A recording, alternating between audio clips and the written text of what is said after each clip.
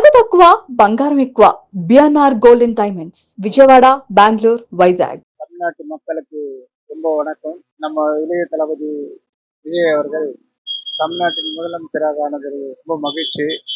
அவர் சிறப்பான ஆட்சி செய்வார் என்ற நம்பிக்கையோடு நாங்களும் நம்புகிறோம். அவரும் அந்த நிலையில தான் இருக்காரு.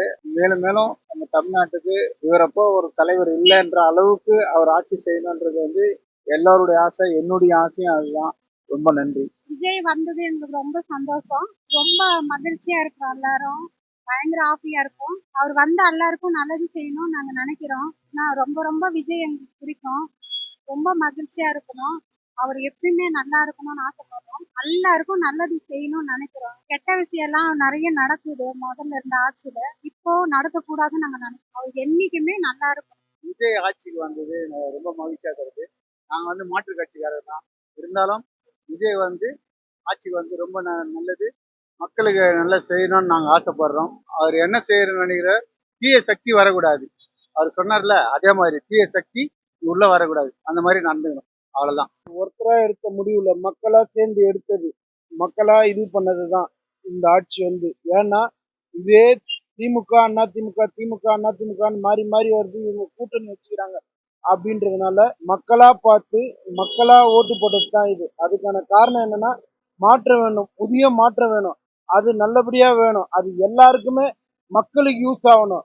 இவங்கள நீ என்ன பண்ண நான் என்ன பண்ண என்ன இந்த வாட்டி திமுகவில் பொறுப்புல உள்ளவங்களும் அதுக்கு மாவட்டம் வட்டம் அந்த மாதிரி உள்ளவங்களும் அளவுக்கு அதிகமாக ஆடிட்டாங்க. இல்லைன்னா சாலிடா ஸ்டாலின் நினைச்ச மாதிரியே இந்த வாட்டி எல்லாமே வின் பண்ணி இருக்கும்.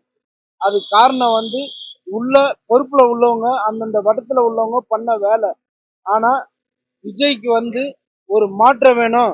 அது நல்ல ஒரு இது செய்யறேன் அது செய்யணும் மற்றவங்கள மாதிரி இது பண்ணாம மக்களா தேர்ந்தெடுக்கப்பட்டது. அது மெயினா எதுன்னு கேட்டா முக்கியமான காரணமே மாற்றம். இந்த மாற்றம் வந்ததுன்னா மக்களுக்கு எதுனா விழிப்புணர்ச்சி நடக்கும், எதுனா நல்லபடியா நடக்குன்ற அந்த ஒரு எண்ணத்துல மக்களா தேர்ந்தெடுக்கப்பட்டது.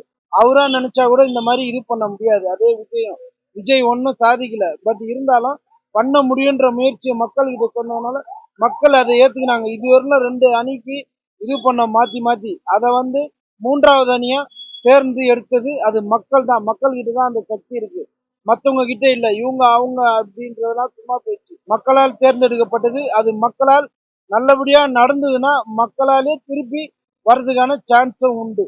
அது வந்தவங்க காப்பாத்திக்கிறதுல தான் இருக்கு. அது மக்களுக்காண்டி ஆட்சியா இருக்கணும்.